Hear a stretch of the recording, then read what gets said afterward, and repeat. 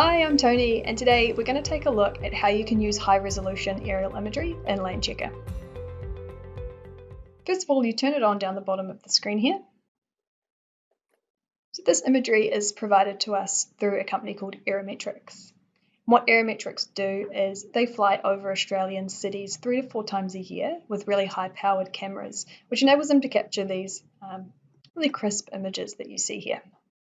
Today we're going to be doing some research on these two properties here that are set back from the beach in St Kilda. You can see down the bottom there is a timeline, and this enables you to go back through all of the past imagery and see how a property or suburb has changed over time.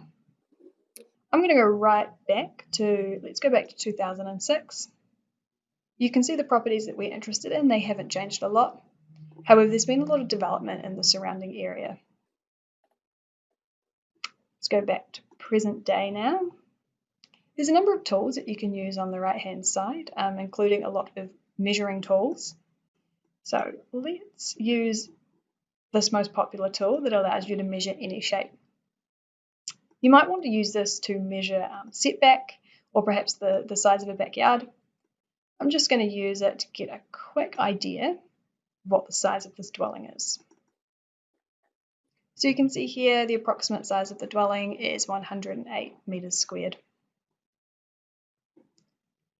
Also with these tools on the right hand side, you can add a label if you want to label what this is and then send it over to a colleague. And you've also got a couple of export options.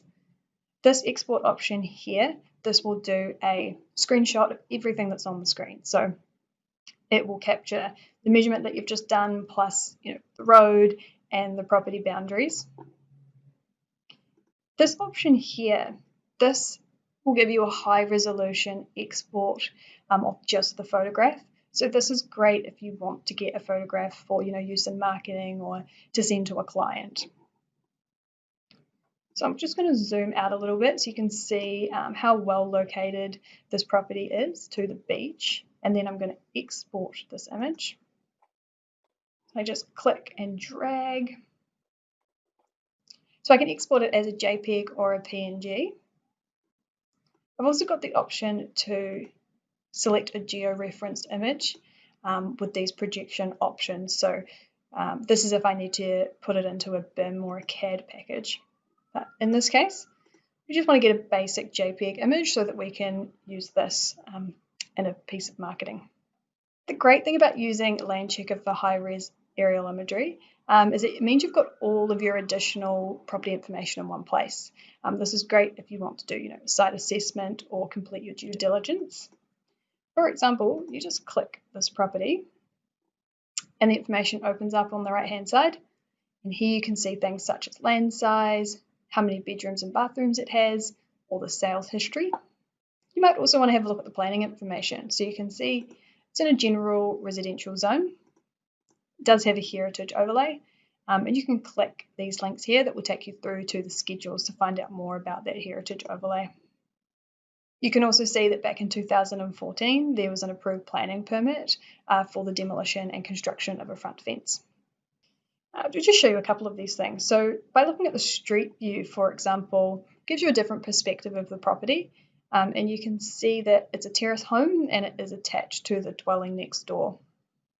If you want to change what's visible on the map, so for example, the roads or the property boundaries, you can do this here in this common layers menu item. You might also want to show amenities. So you can see these properties that we're looking at are really well located. You've got the Esplanade Hotel just down the road. You might also want to look at the due diligence information in the map view.